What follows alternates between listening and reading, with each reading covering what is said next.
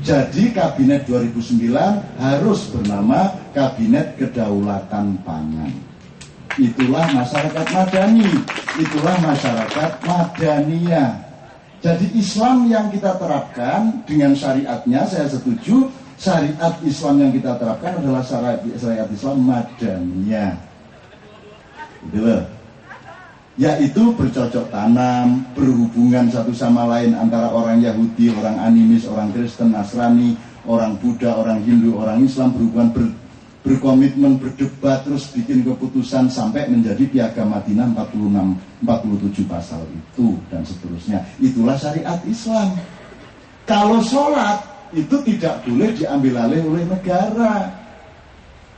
Sholat itu perintah Tuhan. Nabi pun tidak berhak memerintahkan sholat kepada siapapun saja. Itu teman sekalian. Jadi jangan diambil alih. Jangan terus negara mewajibkan Anda sholat. Gusti Allah kayak apa awakmu ini? Kan begitu. Itu haknya Tuhan. Take it or leave it. Kan begitu. Itu haknya Tuhan. Saya tidak mau disuruh siapapun untuk sholat kecuali Allah. Even Nabi Muhammad tidak mau saya. Kalau Nabi Muhammad nunkon dikongkon Gusti Allah itu dia ngasih tahu bahwa saya disuruh. Nah, saya sholat. Nah, nanti teman-teman sekalian, nanti akan sampai kepada ada satu struktur yang sangat penting yang nanti mudah-mudahan terjelaskan setelah saya menjelaskan poin-poin ini ya. Tolong diingatkan mengenai bahwa yang berhak itu Allah, ya. Allah. Itu namanya ibadah mahdoh, tapi ini bukan pengajian dan pengajian seperti ini jangan sampai keluar di Istiqlal, di televisi dan seterusnya. Nanti terlalu cepat pinternya orang Indonesia, nanti rusaknya agak terlalu tidak lama ya. Kita butuh kerusakan lebih lama. Jihad, ya jihad itu semua orang. Kalau seorang aktivis kayak Iwan, dia mujtahid, dia mujahid, straight mujtahid, karena yang dia lakukan adalah jihad dalam aksentuasi intelektual yang namanya ijtihad. Tapi kalau Andre itu mujtahid tetapi dalam konteks spiritual, karena yang dia lakukan adalah jihad mujahadah, bukan jihad ijtihad. Ini mujahadah spiritual. Nah itu dia mujahadah.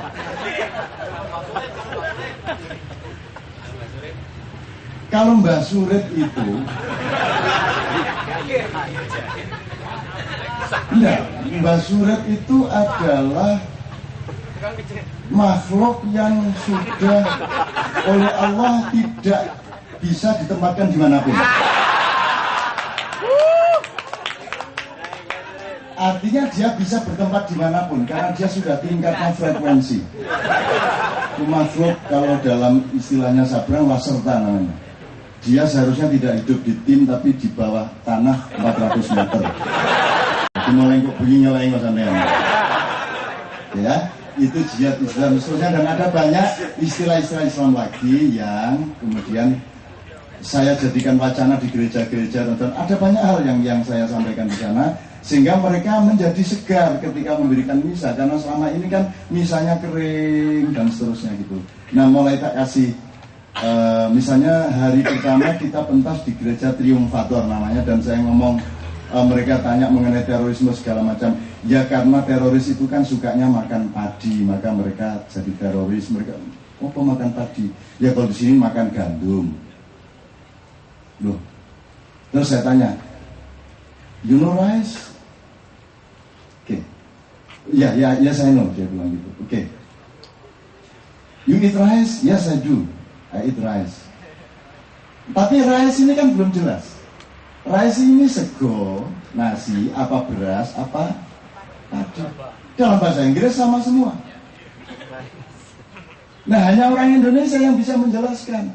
Kalau kamu menjalankan agama, tolong padinya ditutuse, dimasukkan ke hiler apa pabrik untuk jadi beras. Setelah jadi beras, dipususi, diliwet, baru badoken. Nah ini padi sudah dimakan, ya mesti nyamuk sampai ya. Jaran kepang mangan pari, kan gitu kan. Nah, jadi agama, ilmu atau apapun itu mesti ditutu, mesti diijeti hati, dimujahadai. Jangan dimakan sebagai padi, difikirin, ya dicari bener lah, secara ilmiah gitu lah, dicari bener. Terus ada lagi di gereja lain saya bilang gini loh, ada kata-kata mutiara, cintailah istrimu dan hormatilah istri tetanggamu. Jangan dibalik, cintailah istri tetanggamu, hormatilah istrimu. Rusak kan dunia kan? What is the relation between this and the religion? Loh ya, agama itu kadang-kadang mudah memahami kalau kita ibaratkan istri. Agama itu seperti istri, jadi kamu punya istri sendiri, saya punya istri sendiri, dan ada beberapa persyaratan di dalam pergaulan sosial. Saya tidak perlu tahu berapa ukuran BH istrimu, betul enggak? Itu nggak usah dirunding, nggak usah ada dialog antar pemakai BH, ya nggak usah. Nggak perlu, jadi dialog antar agama itu tidak perlu. Dialog budaya, dialog ekonomi, dialog sosial antar pemeluk agama sangat perlu. Tapi kalau dialog teologi tidak perlu, sudah biarin aja dia Kristen, biarin dia Buddha, biarin dia Islam, biarin. Itu istri masing-masing dan tidak perlu dipertandingkan istri siapa yang pantatnya lebih besar. Kan begitu kan? Oh, baru ketawa cekikian, iya. Wah, hari ini saya lebih cinta kepada istri saya. Akhirnya mereka segar, karena kita hanya di Indonesia ada istilah-istilah seperti itu. Yang tidak karu-karuan gitu. Tuh, teman sekalian. Nah, itu contoh-contoh saja. Nah, pada suatu hari setelah Kiai Kanjeng pulang, saya ke Berlin sama Novia. Saya via dengan pekerjaannya sendiri, saya datang ke kuburan-kuburan. Salah satu yang saya datangi kuburan Raja Prusia. Saya SMS Andri langsung, Raja Prusia itu adalah Raja Barbar. Ya, raja masyarakat barbar. Saya kepingin tahu kuburannya, ternyata kuburannya di belakang Masjid Turki, dan situ campur sama, ya ada kuburan Katolik, kuburan Kristen, kuburan Yahudi, kuburan Islam, kuburan animis. Cuman uniknya itu semua arahnya ngikut Islam.